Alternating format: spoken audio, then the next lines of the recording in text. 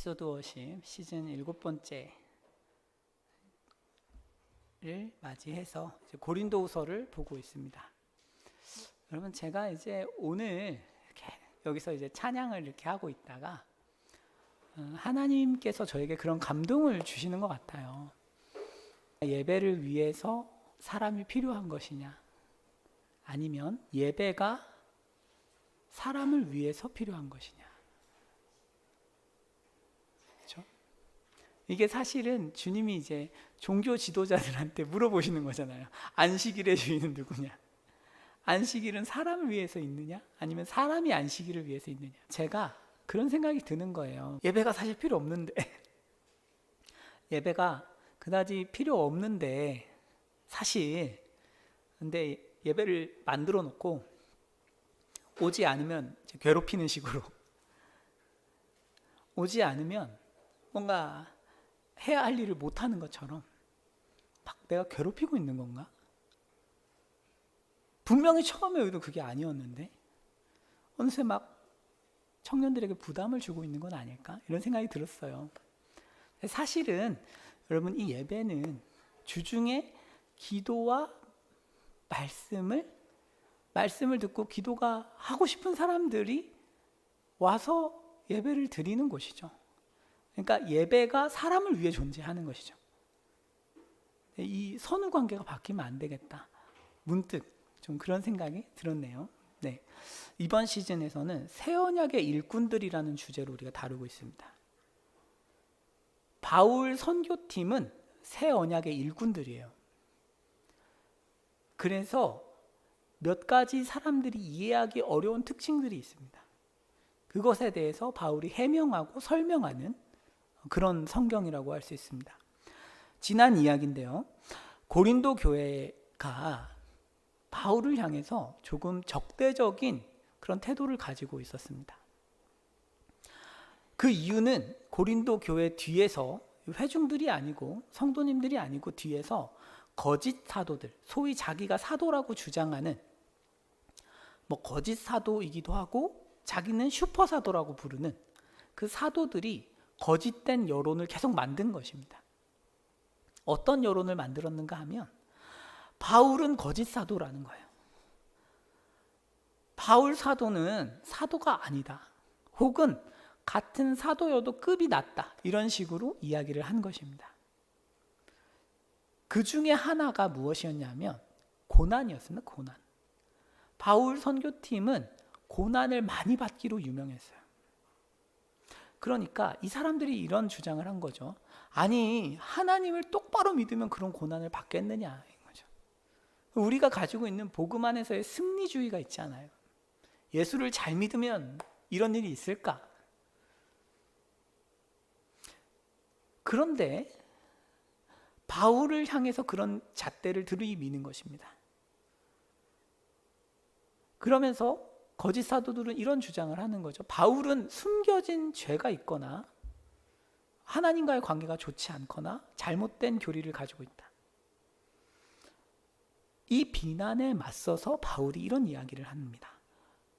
고난을 당하는 이유는 내가 죄를 지어서가 아니다. 그리스도와 연합했기 때문이라는 것입니다. 여러분, 예수님을 믿으면 우린 그리스도와 연합합니다. 그래서 예수님을 믿기 때문에 고난을 받습니다. 예수와 연합했기 때문에 그분의 삶을 닮아가는 것입니다. 바울은 그래서 내가 고난을 받는 것이다. 우리 팀이 고난 받는 것이다. 고난은 바울이 거짓 사도라는 것을 증명하는 것이 아니고 오히려 진짜 사도라는 것을 증명하는 것입니다.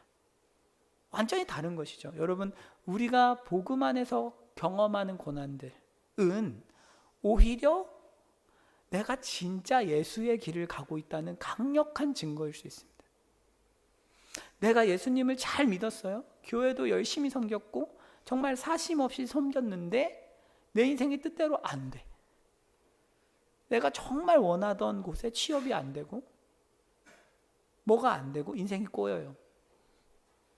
남들이 보기에는 불행해. 그런데 그것은 하나님이 그 사람을 미워해서나 어떤 뭔가 징벌을 하는 것이 아니라 연합한 것입니다. 연합해서 예수의 십자가의 길을 가고 있는 것입니다. 이게 이제 바울 선교팀, 그러니까 바울이 주장하는 첫 번째 이야기입니다. 또 바울은 그런 고난을 받는 이유는 다른 사람에게 유익하게 되기 때문이다, 이렇게 이야기해요. 제가 오늘 스런 간사님하고 식사를 하고 있었어요. 스런 간사님이 물어봐요. 무슨 사기를 당하셨나요? 이렇게 당근마켓 사기당한 이야기 이렇게 하셔요. 제가 사실은 그 당근마켓에서 유모차 사기당한 이야기를 너무 치욕스러워서 안 하거든요. 그러니까 너무 소위 말하는 현타가 와서 안 해요. 근데 제가 안 하고 있었어요. 그래서 그냥 뭐 사기 당했어요. 근데 앞에서 혜인이가 저도 뭐 이런 일 있었어요 막 이렇게 하는데 얘기할 뻔했어요. 예, 고난이라는 것이 그렇습니다. 그래서 유익을 주죠. 유익을. 다른 사람을 이해하게 하죠. 다른 사람을 이해하게 하고 다른 사람의 속 이야기가 자연스럽게 나오게 되죠. 위로가 됩니다. 그죠? 그러니까 고난이라는 것이 바울 선교팀을 완전히 다른 존재로 탈바꿈시키는데 어떻게 탈바꿈시켜요? 다른 사람들에게 유익하게 탈바꿈시키는 것입니다. 또 하나는 고난 앞에서 너무 무기력하니까 정말 큰 고난은 기도밖에 할 게 없어요. 그러니까 뭔가 이렇게 우리가 할 수 있는 게 없는데 오히려 기도만 하기 때문에 하나님의 진짜 큰 능력을 경험하는 것입니다. 그러니까 고난의 유익이죠. 고난은 크게 두 가지를 가르쳐 줍니다. 하나는 더 유익해집니다. 다른 사람들에게. 또 하나는 하나님을 의지하는 태도를 배우고 그 안에서 부활의 능력을 경험합니다. 안 될 것이 됩니다.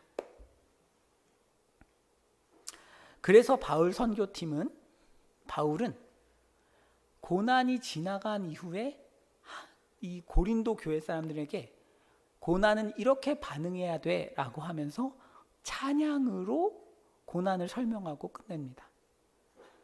찬양이죠, 찬양. 그래서 우리의 기도의 끝은 그래서 하나님의 은혜에 깊이 잠기면 찬양으로 끝나게 되어 있습니다. 시작하고 끝나게 되어 있죠. 자, 이것이 고난에 관한 바울의 대답이었어요. 이제 두 번째는 계획 변경입니다. 계획 변경. 바울은 계획을 꽤 많이 변경했어요. 고린도 전서를 쓸 때만 해도 에베소에서 마게도냐, 고린도로 가는 일정을 계획했습니다. 에베소에서 육로로 이렇게 올라간 마게도냐가 있고 내려오면 고린도가 있는 거예요. 그래서 바울이 처음에는 내가 육로를 거쳐서 그러니까 마게도냐를 건너서 지나서 고린도로 갈 거야. 이렇게 이야기를 했는데 상황이 변한 거예요. 변해서 갑자기 마게도냐를 거치지 않고 에베소에서 고린도로 급습합니다. 네, 디모데가 고린도 전서를 받고 고린도 교인들 표정이 안 좋습니다. 이러니까 에베소에서 고린도로 급습을 해요. 마게도냐를 안 들립니다. 그런 다음에 막 대화를 하다가 아마도 고린도 교인들이 이런 질문을 했던 것 같아요. 우리한테 다시 와달라. 그래서 바울이 아마 약속 혹은 어느 정도의 동의를 했던 것 같아요. 그래, 내가 마게도냐 갔다가 다시 고린도에 왔다가 유대로 갈게. 이렇게 이야기를 하고 떠났는데 마게도냐도 안 들리고 갑자기 에베소에 가 있는 거예요. 그래서 에베소에서 편지를 써가지고 니네 진짜 혼난다? 이렇게 딱 보낸 거예요. 그러니까 여러분 이 바울을 신뢰하기가 어렵겠죠. 네? 네, 아니에요. 근데 이 바울이 그래서 굉장히 어려움을 겪습니다. 고린도 교회에 있는 이 거짓 사도들이 무엇이라고 얘기하냐 하면 바울은 믿을 수 없는 사람이다. 봐라, 자기가 말한 일정도 못 지키면서 무슨 하나님의 일을 하겠다는 것이냐. 아니 진짜 하나님의 사도라면 얘기하는 대로 착착 잘 돼야지. 아니 선포한 대로 다 이루어져야지. 왜 자기 일정 하나를 못 지키냐. 그런 거죠. 그러면서 이 얘기하는 거예요. 바울이 전하는 메시지를 그럼 우린 믿을 수 있느냐? 믿을 수 없다. 여기까지 가는 거예요. 그래서 바울이 이 계획을 변경하는 이유와 그 어떤 목적들에 대해서 설명을 해야 되는 것이죠.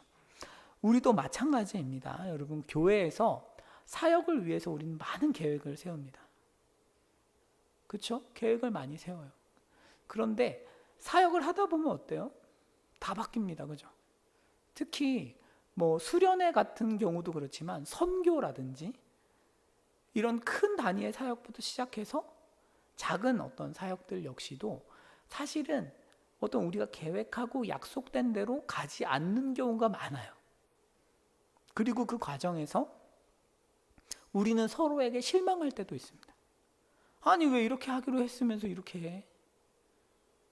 아니, 그땐 이렇게 하기로 약속했으면서 왜 이렇게 해? 아, 이거 못 믿겠다. 목사님 너무 피해요. 뭐 이런 이야기들. 그렇죠? 그러니까 사실은 이런 어려움이 있습니다. 심지어 이제 사역에 관해서만 그런 실망을 하면 그래도 괜찮은데, 이제 우리 마음속에 이런 생각이 드는 거죠. 아, 이 사람 전하는 메시지를 들어도 되나? 신뢰할 수가 있나? 이 사람의 인격과 어떤 성품을 과연 내가 신뢰할 수 있는가? 이게 우리가 겪는 어려움입니다.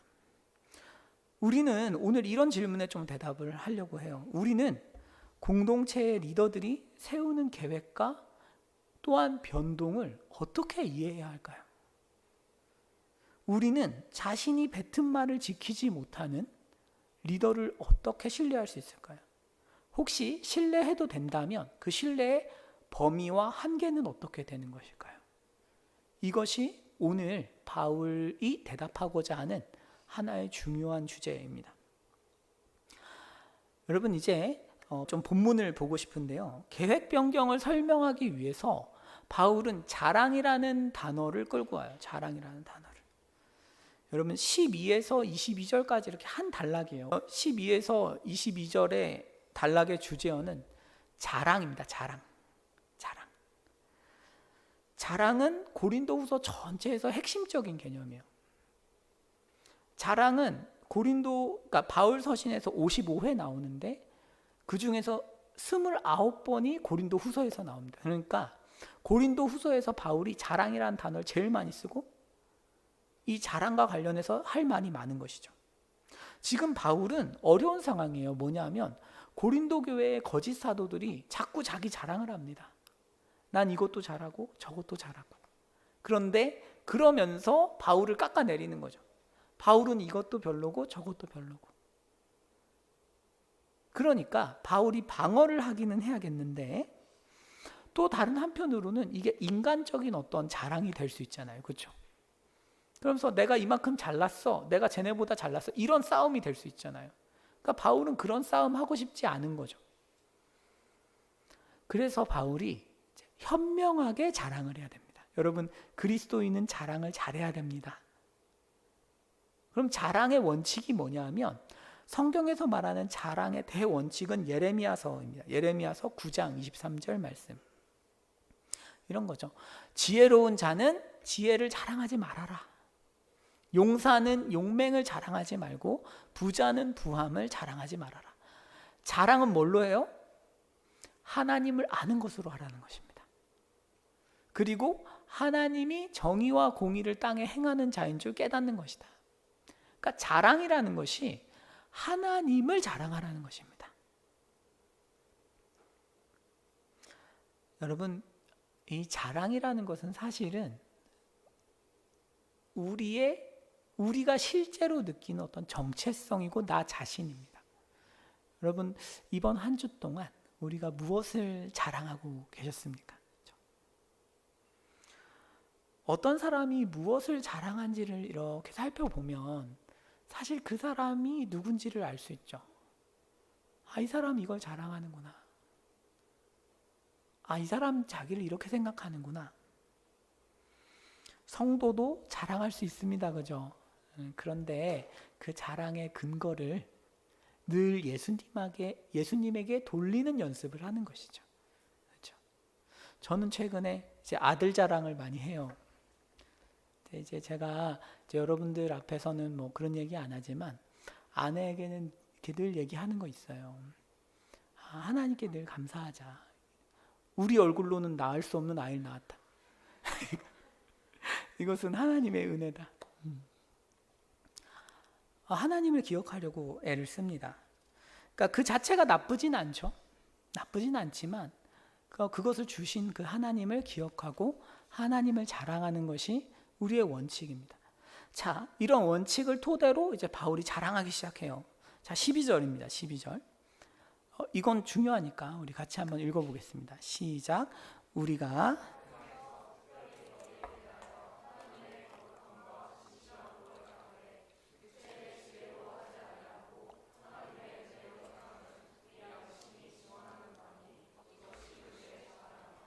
아멘. 여러분, 이 12절은 사실 우리말로 번역을 하다 보니까 좀 어순이 헬라어 뉘앙스를 못 살렸는데, 사실 헬라어에서는 이것이 우리 자랑이다, 이게 첫 번째로 나와요. 그러니까 이게 우리 자랑입니다. 이것이 우리 자랑인데, 뭐가 자랑이냐면 우리의 양심이 증언을 한다는 거예요. 우리의 양심이 증언을 하는데, 우리의 하나님으로부터 온 동기의 깨끗함, 그리고 진실함, 이게 자랑이라는 거예요. 여러분, 이게 저는 이 말씀을 이렇게 묵상을 하다가 사실은 너무너무 놀랐어요. 제가 분명히 사역을 처음 할 때는 이 생각을 많이 했던 것 같아요. 그런데 최근에 이제 돌아보는 거죠. 이제 성복중앙교회에서 저의 이제 3년 차가 됐는데, 3년차 사역을 하면서 내가 뭘 진짜 자랑하고 있을까? 사역과 관련해서. 제 자랑은 부끄럽게도 이런 것 같아요. 많이 참여했나? 얼마나 거기에서 사람들이 유익을 얻었나? 얼마나 좋은 예배였나? 이런 것들이 이제 관심사고 자랑입니다. 얼마나 문제없이 진행이 됐나? 얼마나 사람들에게 더 많은 은혜와 영향을 끼쳤나? 이것이 이제 자랑의 기준이죠. 그런데 바울이 이 얘기하는 거예요. 그런 걸 자랑을 안 합니다. 바울은 이 얘기예요. 거짓 사도들이 상상하지도 못하는 영역을 자랑해요. 뭐예요? 나 깨끗하다. 나 진짜 깨끗한 동기로 너희에게 다가갔고 진짜 진실하게 섬겼다. 내가 하나님 앞에서 100점이라고 말할 수는 없지만 우리의 양심을 따라서 최선을 다해서 섬겼다라는 것입니다. 바울은 이것이 자랑입니다. 바울은 인간적인 욕심을 따라서 어떤 사람에게 인정을 받거나 영향력을 얻기 위해서 섬기지 않았습니다. 고린도 교인들을 조종하기 위해서 애쓴 것이 아닙니다. 바울은 하나님께서 자신에게 얼마나 큰 은혜를 주셨는지를 깨달았어요. 이 세계의 비밀이잖아요. 예수 그리스도의 십자가. 그렇죠? 이 세계의 창조주이신 그 하나님께서 아들을 십자가에 못 박으시면서까지 나를 사랑하신다는 것이 여러분 이 세계의 비밀입니다. 비밀. 그 비밀을 이렇게 알려주셨죠. 엄청난 사랑을 받고 있구나. 이게 바울이 깨달은 진리였어요. 그렇기 때문에 바울은 이 비밀을 알면서 뭔가 다른 사람들에게 이 비밀을 알리기를 너무 원했던 것입니다. 너 이 비밀 알아? 이 엄청난 소식이 있어. 정말 기쁜 소식이 있어. 나는 너가 이걸 알면 좋겠어. 이거죠. 바울은 하나님의 은혜가 동기였습니다. 하나님이 나에게 주신 은혜가 흘러 넘쳤기 때문에 고린도 교인들도 이 은혜를 알았으면 좋겠는 거예요. 그래서 전도한 것입니다. 심지어 바울이 12절에 이런 이야기합니다. 우리가 세상에서 특별히 너희에 대하여, 너희에게는 더더욱 그랬다는 거예요. 고린도 교인들에게는 내가 다른 곳에서도 진실하게 했는데 너희를 향해서는 정말 진실하게 했다. 고린도에서 바울은 자비량 사역을 했잖아요. 바울이 늘 자비량으로 사역한 것은 아니었습니다. 성경의 기록을 보면 고린도에서는 천막을 만들면서 아굴라와 브리스길라 부부와 함께 천막을 만들면서 자비량으로 사역을 했습니다. 더 깨끗하게 사역한 거죠. 다른 사람 보기. 그래서 바울이 이 얘기하는 것입니다. 내가 너희에게 뭐 받을 게 있다고 열심히 했겠냐. 나 정말 깨끗한 동기로 했어. 여러분, 우리가 사역을 하다 보면, 또 섬김을 하다 보면, 교회 생활을 하다 보면 자꾸 눈에 보이는 것에 집중하게 되는 것 같아요. 그래서 마치 사역의 규모가 커지면 와, 더 좋은 사역인 것 같다. 그런 오해를 할 수 있습니다. 그런데 이 오늘 성경 뭐라고 하냐면 사역의 규모가 커지는 것이 자랑이 아니고 그 사역을 감당하는 사람들의 동기가 깨끗해지는 것이 자랑이라는 것입니다. 그렇죠? 사역은 세상적인 동기와 세상적인 방법으로 어느 정도 성과를 낼 수 있을지 모르겠어요. 분명히 그런 부분이 있습니다. 더 좋은 말씀, 세련된 찬양 등에 우리가 감동을 받고 그곳에 좀 더 시간을 쓰기가 편하겠죠. 그런데 성경은 뭐라고 하는가 하면 그걸 넘어서는 차원이 있다는 거예요. 넘어서는 차원. 그게 뭐냐면 정말 내가 은혜 받은 사람으로서 회중 혹은 예배자들을 내가 섬기는 사람들에게 무엇인가를 기대하지 않고 섬기는 것입니다. 말 그대로 하나님의 사랑이 왜곡되지 않고 은혜가 흘러갈 수 있는 것이 자랑입니다. 그래서 제가 오늘 에피소드 워십 준비하면서도 저도 그렇고 우리 팀도 그렇구나. 우리 각자 교회가 다 그렇구나. 십자가의 사랑에 감사해서 부활을 기대하기 때문에 예수님을 전하는 사람. 뭔가 나의 개인적이고 이기적인 어떤 동기와 별개로 하나님의 말씀을 전하는 것. 그런 사람이 있을 때 하나님 일하시는구나. 여러분, 하나씩 사실 세상적인 조건을 따져보면 바울이 거짓 사도들보다 못난 게 하나도 없습니다. 사실 우리 말로 하면 더 좋은 대학 나왔고 더 종교적인 행위에 열심이고 흠이 없습니다. 도덕적으로도.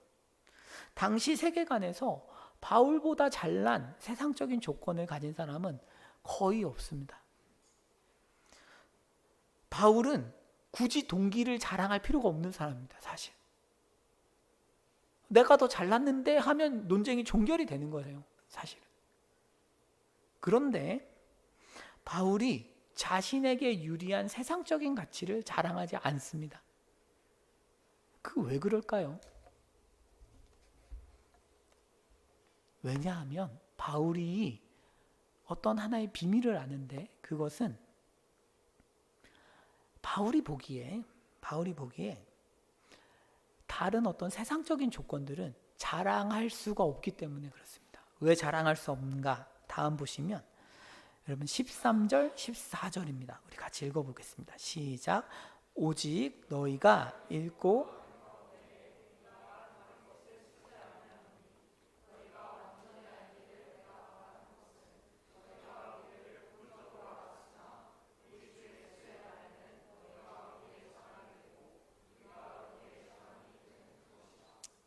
여기 보시면 이렇게 돼 있어요.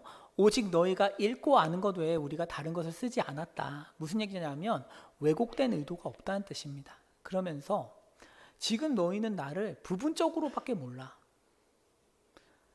지난번에 보셨죠? 내가 너희가 모르기를 원하지 아니하노니, 이게 8절이었던 것 같은데 이 표현은 무관심하다는 표현입니다.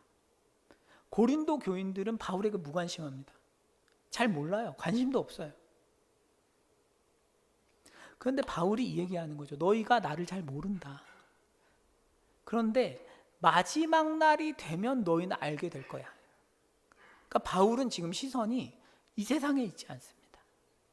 영원으로 가 있어요. 그러니까 시선이 막 믿음의 눈이 쭉쭉 뻗어져 있는 거죠. 그러니까 영원한 세계로 영원한 세계에서 자랑할 것을 자랑하는 것입니다. 바울이. 생각해 보십시오. 영원한 세계에 가면 규모가 무슨 상관이 있어요? 그리고 찬양을 내가 얼마나 잘하고 말씀을 얼마나 잘 전하고 여기에서 아무 흠 없이 사역하는 거 뭐가 중요하겠어요? 그렇게.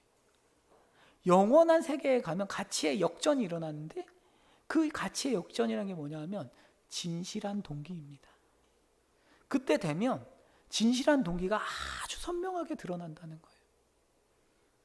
우리가 지금은 이렇게 동기가 감춰져 있으니까 겉으로 보이는 걸 보고 사역을 평가합니다. 저 사람 열심히 하는구나. 근데 그 동기는 전혀 은혜가 아닐 수 있잖아요. 인정받고 싶은 마음으로 가득할 수 있지 않습니까? 그런데 지금은 드러나지가 않는데 마지막 날이 되면 다 드러난다는 거예요. 그러니까 바울이 영원한 것에 주목하고 있기 때문에 이 세상에서 자랑할 만한 것에 대해서 별 관심이 없는 것입니다. 그러니까 자랑할 마음이 별로 없는 거예요. 마지막 날이 오면 예수님께서 보여주실 거예요. 바울이 얼마나 고린도 교인을 성실하게 진실하게 섬겼는지를 선명하게 보여준다는 것입니다. 그러면 사람들이 그때는 완전히 알고 바울을 자기의 자랑으로 삼는다는 거예요. 그래, 내가 이런 진실한 사역자를 만났구나. 자랑이 된다는 거예요. 그리고 바울도 고린도 교인들을 향해서 내가 이런 훌륭한 교인들을 만났구나 라고 자랑하게 된다는 거예요. 언제? 마지막 날에. 바울은 자신이 있는 거예요. 지금 당장 너희가 나를 오해해도 괜찮아. 왜? 나는 정말 최선을 다해서 진실한 마음으로 너희를 섬기고 있기 때문에 결국 마지막 날에 가면 너희들이 그 모든 비난을 하나님이 다 드러내서 나를 신원해 주시고 너희가 결국 나를 자랑하게 될 것을 내가 믿어, 이거죠. 여러분, 진즉에 고린도전서에서 바울이 마지막 날에 관해서 이야기한 바가 있어요. 고린도전서 3장 10절인데요. 내게 주신 하나님의 은혜를 따라 내가 지혜로운 건축자와 같이 터를 닦았어요. 그래서 만일 누구든지 금, 은, 보석, 나무나 풀이나 집으로 이 터 위에 세우면 언젠가 각 사람의 공적이 나타난다는 것입니다. 언젠가는 다 보인다는 거예요. 뭐가? 동기가 보이는 거죠. 얼마나 진실한 마음으로 섬겼는가. 얼마나 그 상대방을 조건 없이 사랑하는 마음으로 섬겼는가가 그때 이렇게 드러날 거라는 거죠. 여러분, 이 영혼의 세계에서 우리 하는 어떤 섬김과 인생이 평가된다는 것을 우리가 기억하면 좋겠습니다. 그렇죠? 사실 하나님께서 보시기에는 너무 짧은 인생, 너무 별거 아닌 것들에 집중하는 걸 수 있어요. 그것 말고 하나님이 정말 우리에게 원하시는 것은 진실한 동기입니다. 진실한 동기. 정말 하나님 앞에서 내가 어떤 은혜에 감사해서 섬기고 있는가? 아니면 뭔가 내 나름의 이득을 얻기 위해서 하고 있는가? 그게 여러분 꼭 나쁘다는 건 아닙니다. 반드시 우리가 100% 이런 건 아니죠. 그렇게 되면 좋겠으나 나쁘다는 게 아니에요. 하지만 정말 지향해야 되는 바가 있고 정말 훨씬 더 나은 사역이 있다는 것이죠. 훨씬 더 순전한 동기가 있다는 것입니다. 그래서 여러분, 이것이 새 언약의 특징입니다. 새 언약의 일꾼들의 두 번째 특징이에요. 새 언약의 일꾼들의 첫 번째 특징은 고난을 다르게 바라보는 거예요. 두 번째 특징은 자랑거리가 다른 것입니다. 뭘 자랑해요? 동기를 자랑합니다. 이 기가 막히다. 그죠? 자, 이렇게 이야기를 한 후에 이제 첫 번째 계획 변경에 대해서 드디어 이제 좀 나누기 시작합니다. 15에서 17절입니다. 우리 같이 한번 읽어보실게요. 시작. 내가 이 확신을 가지고.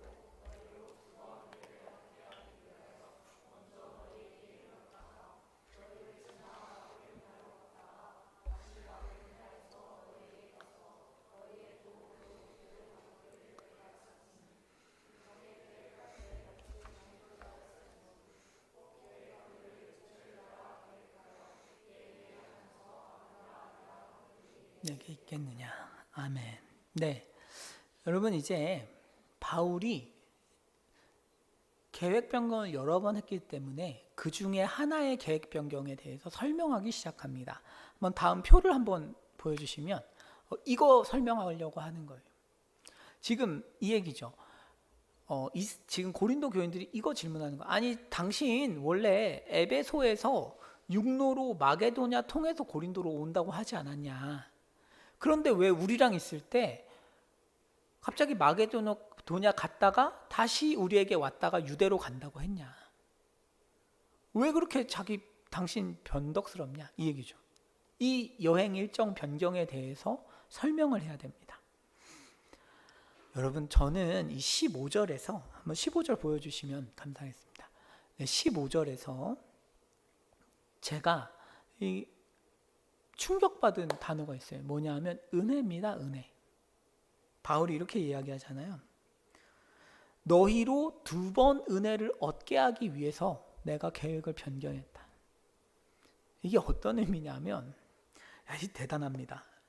바울이 이 얘기인 거예요. 지금 15절을 잘 보세요.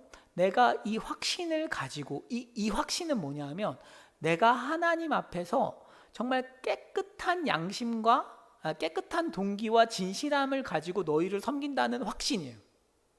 이해 가시죠? 그러니까 지금 확신이 뭐냐 하면 깨끗한 동기와 진실함으로 고린도 교인들을 내가 양심을 따라서 섬긴다는 확신입니다.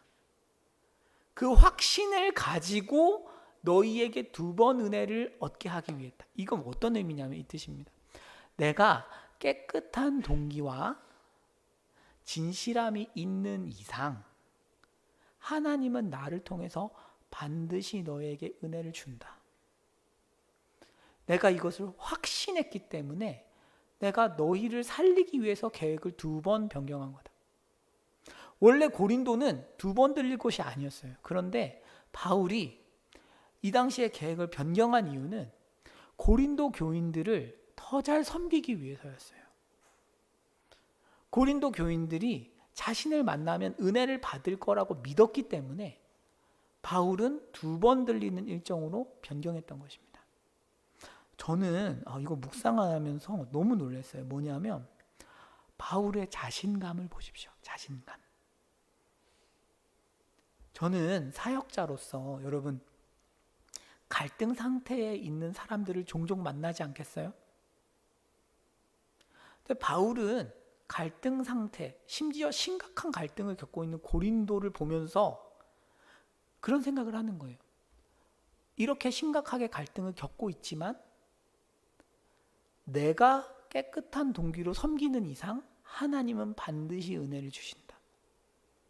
우리는 때로 좀 껄끄러운 관계가 생기면 이거 은혜가 되겠나? 이런 생각을 하거든요. 과연 은혜가 될까? 내가 앞에서 뭘 한다고 해서 이 사람이 은혜를 받을까? 그런데 바울을 보십시오. 고린도 교인들과 여전히 갈등 상태에 있지만 바울은 확신하고 있습니다. 내가 바른 동기로 이 사람들을 위해서 섬기는 이상 이 사람들은 은혜를 받는다. 놀랍죠. 물론 여러분 예외적인 케이스가 있어요. 예외적인 케이스가 다음 주에 나와요. 다음 주에. 그렇지만 어느 정도의 갈등 상황, 극단적인 경우가 아닌 이상은 우리가 바른 마음으로 옆에 사람을 섬기면 그 사람과의 어떤 관계를 넘어서 은혜가 간다는 것입니다. 이게 바울이 믿는 바였어요. 그러므로 바울이 일정을 변경한 이유는 바울이 경솔하거나 변덕스러워서가 아니었고 바울이 고린도 교인들을 사랑했기 때문입니다. 그 사람들이 좀 더 은혜 받기를 기대했기 때문이에요. 이 계획, 여러분 급작스러운 방문 계획에 고린도 마게도냐, 고린도 유대가 있습니다. 그러니까 말하자면 고린도가 중심에 있어요.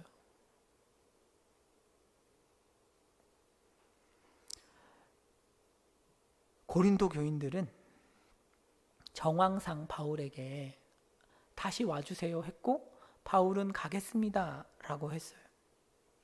그래서 예라고 말을 했어요. 그런데 이제 바울이 예예하고 아니요 아니요라고 했겠느냐, 이 말은 무슨 말인가 하면, 내가 다시 온다고 하는 그 상황에서 속으로 응 안 갈 거야 이렇게 생각을 했겠냐는 것입니다. 결과적으로 너희들이 보기에는 앞에서는 예라고 하고 뒤에서는 아니요처럼 보이겠지만 나는 그런 적이 없다. 나는 당연히 너희들에게 다시 돌아올 것을 생각하고 그렇게 대답한 것이다 이거죠. 여러분, 특히 여기에 또 사역하시는 분들도 계시고 리더십들도 계신데, 좀 우리가 자신감을 가지면 좋겠어요. 관계를 넘어서 일하시는 더 근원적인 능력이 있다는 것입니다. 뭐예요? 깨끗한 동기죠. 깨끗한 동기. 내 실력을 넘어서 나의 어떤 스킬이나 인격의 성숙함이나 이런 걸 다 넘어서서 하나님은 내가 정말 이 영혼을 섬기고 싶은가에 대한 그런 목자의 마음을 물으시고 말 그대로 그것을 통해서 일하신다는 거죠. 그리고 여러분, 이 깨끗함, 이 동기의 깨끗함은 은혜를 가져다 줄 뿐만 아니라 또 탁월한 어떤 무엇이 있어요. 뭐냐면 이것입니다. 여러분, 일단 구조를 한 번만 보시면 좋겠어요. 구조를 지금 넘겨주시면 18절입니다. 네. PPT를 넘겨주시면 18절인데, 지금 바울이 첫 번째 계획에 대해서 쭉 얘기를 하고 왜 변경을 했는지 해명을 다 한 거예요. 이제 해명을 한 건 뭐였어요? 나 너희한테 잘해주려고 그랬던 거야 라고 해명을 한 다음에, 이제 그 다음에 계획을 변경한 것에 대해서 말을 해야 되는데 그렇게 안 하고 갑자기 하나님의 신실하심에 대해서 설명하기 시작합니다. 이거 뭘까요? 여러분, 사실 바울이 자주 쓰는 어떤 특징적인 문체입니다. 이게 다음 보여주시면 이렇게 돼 있어요. 1장 12절부터 2장 4절까지는 계획 변경에 대해서 해명하는 그런 단락입니다.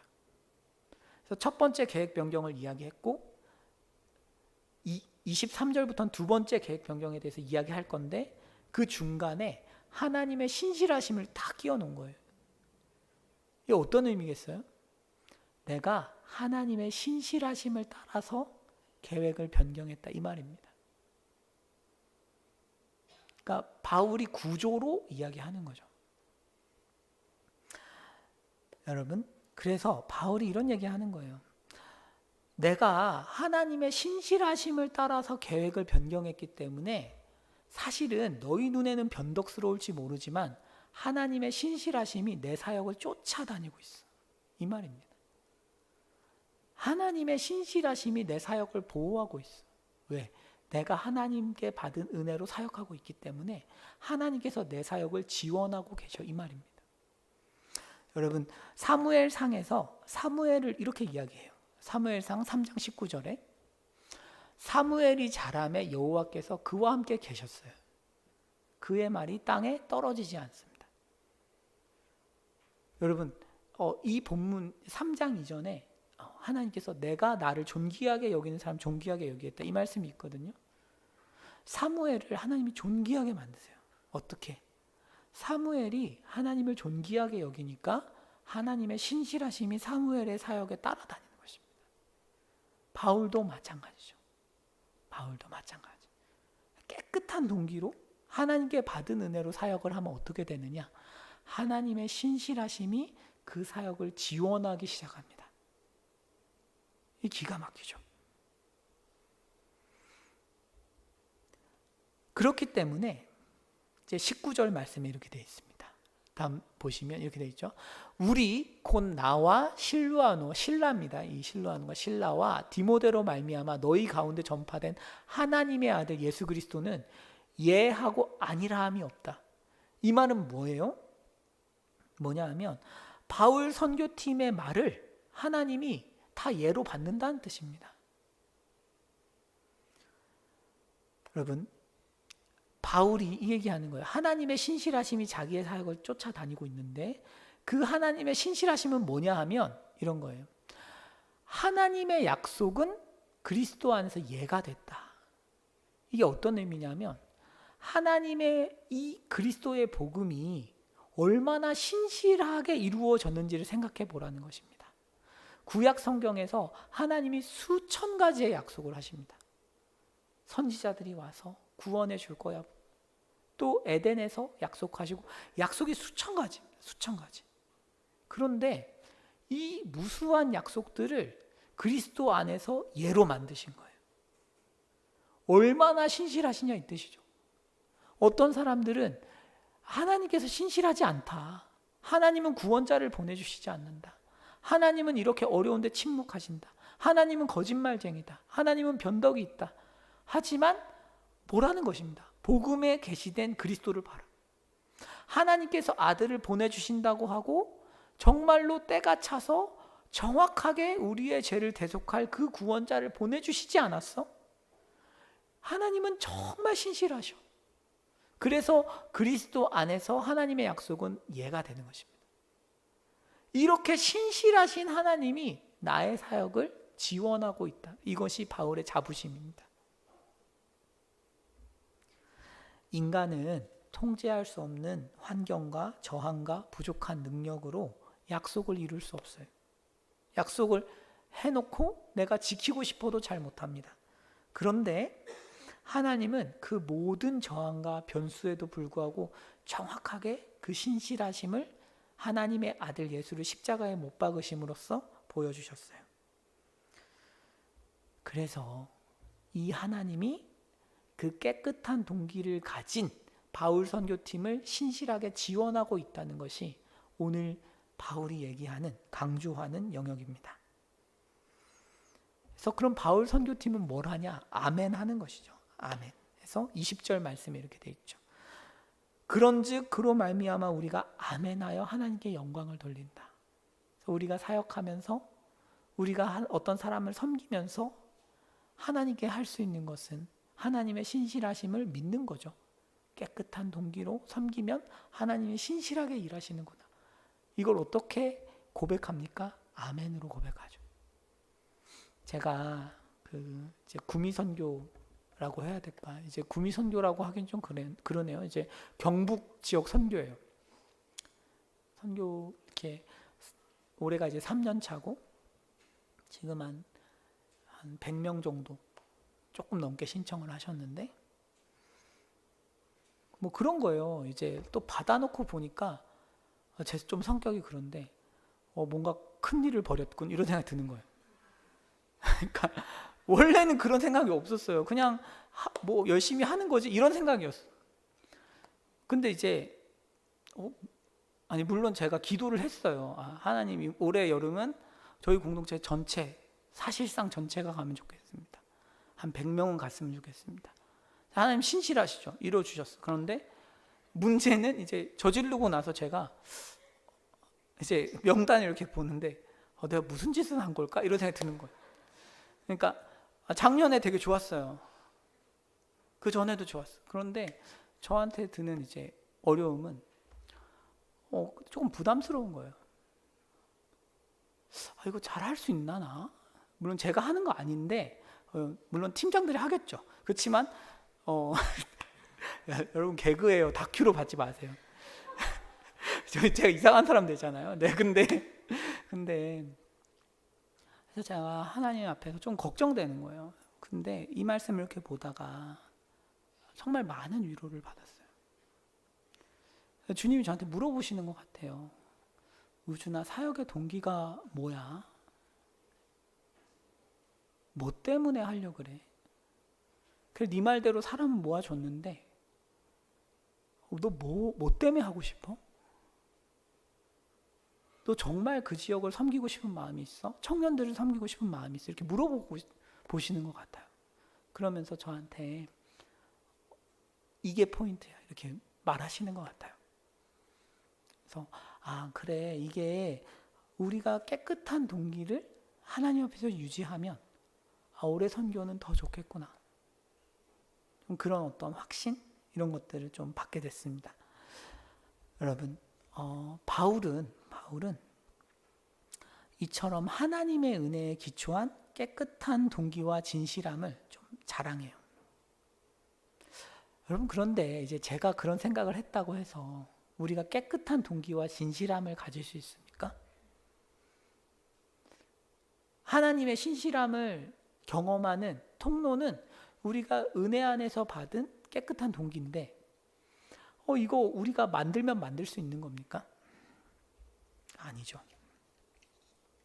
하나님이 주셔야 되는 거죠. 그래서 21절, 22절입니다. 바울의 비결입니다. 자신들이 어떻게 깨끗한 동기를 유지할 수 있는지에 대한 비결입니다. 여기 보시면 우리를 너희와 함께 그리스도 안에서 굳건하게 하시고 이렇게 되어 있어요. 굳건하게 한다는 게 뭐예요? 이거는 현재 시제로 되어 있어요. 현재 시제는 반복적으로 한다는 의미입니다. 반복적으로. 그러니까 성령 하나님께서 뭘 하시냐면 반복적으로 하나님 앞에서 우리와의 관계를 회복하시는 거예요. 계속 굳건하게 만드시는 거예요. 성령의 역사를 구하면 깨끗한 동기와 진실함으로 사역할 수 있게 되는 거죠. 그래서 바울은 자기가 깨끗한 동기를 가졌다고 자랑하는 것이 아니고 성령께서 일하신 결과 내가 이런 은혜를 받았다고 자랑하는 것입니다. 바울은 자신의 선교팀이 깨끗한 동기로 사역할 수 있었던 이유가 성령의 은혜였다고 말하는 중입니다. 그리고 여기에서 21절에서 우리를 너희와 함께 이렇게 이야기하잖아요. 너희는 고린도 교인들입니다. 그렇죠? 고린도 교인들 역시도 하나님께서 안에서 일하고 계십니다. 그래서 굳건하게 하는 은혜를 받아요. 여러분 한번 상상해 보십시오. 우리가 굉장히 화가 난 고린도 교인들인데 바울이 막 온다고 하고 안 오고 편지 보내서 막 또 혼내요. 그러면 회개할 가능성이 얼마나 되겠어요? 거의 없습니다. 그런데 회개를 했단 말이죠. 고린도 교인들이. 이 반전이에요, 반전. 그러니까 회개할 것 같지 않은 사람이 갑자기 회개를 하는 것. 고린도 교인들이 경험한 반전이고 회개죠. 성령의 역사죠. 제가 그 창세기 38장에 유다 이야기를 이제 설교한 적이 있는데 여러분 그 다말과 유다 사건에서 다말을 유다가 계속 죽이려고 해요. 유다는 굉장히 악한 사람입니다. 그래서 다말이 자기 아들들 2명과 결혼했는데 엘과 오난이 죽으니까 다말을 집에 보냅니다. 소위 말해서 꺼지라고 한 거예요. 이런 재수 없는 여자가 와가지고 우리 아들들 다 죽이고 있네. 이런 생각을 한 거죠. 그런데 다말이 창기로 위장을 해서 술 취한 유다를 유혹해서 잠자리를 합니다. 그리고 얼마 지나서 다말이 임신을 해요. 이 얘기를 듣고 유다가 태워 죽여야겠다고 생각합니다. 자, 이때 다말이 자기가 가지고 있는 끈, 지팡이, 도장 이런 거 던져주면서 이거의 주인이 나를 임신시켰다. 이 유다의 신분증이거든요. 그런데 유다가 뭐라고 하냐 하면 그녀가 나보다 옳다 이렇게 해요. 여러분 이거는 악인하고 싸워보신 분은 아실 텐데 악인이 절대 할 수 없는 반응입니다. 아니 사람을 죽이려고 하고 악으로 가득한 인간이 그것 좀 봤다고 해서 걔가 나보다 옳다 이런 반응을 할 수 있습니까? 절대 못합니다. 성경이 얘기하고 있지 않지만 이게 뭐냐 하면 성령의 역사인 거죠. 회개할 수 없는 사람이 회개가 되는 것입니다. 여러분, 그러니까 바울이 이 얘기하고 있는 거예요. 아니, 지금 너희도 방향을 바꿔서 회개를 했잖아. 안 될 것 같았는데. 그럼 나도 갑자기 하나님이 다른 곳으로 가라 하면 가는 거지. 그게 나쁘니? 이런 이야기를 사실 하고 있는 거죠. 고린도 교회가 결정적인 순간에 하나님을 택하고 참사도인 바울을 택한 이유도 성령의 역사였듯이 바울도 그런 은혜를 받고 있는 것이죠. 성령의 급습이죠. 성령께서 급습하셔서 바울 선교팀의 이동 경로를 변경한 것입니다. 그렇기 때문에 바울이 자신의 어떤 계획과 일정의 변동이 인간의 변덕이 아니라고 이야기하는 거예요. 그게 아니고 하나님께서 하나님과 성도의 관계를 굳건하게 만드시기 위해서 그런 급습을 하시고 갑작스러운 계획 변경을 주실 수 있다라고 이야기하는 것이죠. 그래서 바울 선교팀의 잦은 계획 변동에도 불구하고 믿을 수 있는 것입니다. 왜? 전체적으로는 하나님의 신실하심이 그 사역을 이끌어 가기 때문에 그렇죠. 하나하나만 놓고 보면 신실하지 않아요. 사소한 걸 놓고 보면 계속 바뀌는 것 같아요. 전체적인 걸 놓고 보면 그림이 다 짜맞춰지고 보면 너무 신실하게 하나님이 일했다는 것을 알 수 있게 되는 거죠. 교회의 아픔은 뭐냐 하면 우리가 이제 여름 사역을 앞두고 있는데 교회의 아픔은 뭐냐 하면 고린도 교인들처럼 오해하는 사람들이 종종 있다는 것입니다. 계획대로 안 돼서 마음 상한 사람들 꽤 있죠. 물론 잦은 계획 변동이 좋은 것은 아닙니다만 성령께서 주시는 어떤 은혜의 흐름을 못 따라가는 사람들이 있어요. 기도 안 하면 이 성령께서 주신 은혜의 흐름 못 따라갑니다. 그리고 왜 계획대로 안 돼요? 라고 비판하기 바빠지는 거예요. 겉으로 보면 얘들이 옳아요 또. 근데 오늘 바울이 얘기하는 것처럼 사실은 성령께서 우리의 전체 사역을 이끌고 계시고 그 안에서 변경들이 있을 수 있어요. 이것을 기도로 같이 따라가야 되는 것이죠. 그럴 때 공동체가 더 화합할 수 있습니다. 여러분, 결론입니다. 오늘 이렇게 말씀을 준비하면서 보세요. 그러면 깨끗한 동기, 정말 진실함으로 사역을 하면 하나님의 신실하심이 정말 함께 하는가? 라고 생각할 때 우리가 무엇보다도 십자가를 생각할 수 있을 것 같아요. 여러분, 예수 그리스도께서 우리를 구원한다고 해서 그분께 무슨 특별한 유익이 있겠습니까? 욥기에 나오는 것처럼 아니 당신의 죄악은 당신 같은 사람에게나 중요한 것이고 당신의 선이라는 것이 하나님 입장에서 뭐가 그렇게 선하겠냐? 그 별거 아닌 거 아니냐? 네, 우리는 사실 하나님 앞에서 별 존재가 아닙니다. 그런데 하나님께서는 우리의 유익을 위해서 정말 진실한 동기로 아들을 십자가에 못 박으셨어요. 우리를 뭔가 이용해 먹고 우리를 조종하기 위해서 십자가에 가신 것이 아니고 우리를 정말 유익하게 하기 위해서 가신 것입니다. 그리고 예수께서 그런 참된 신실함, 참된 동기로 움직이셨을 때 하나님께서는 부활로 자신의 신실하심을 증명하십니다.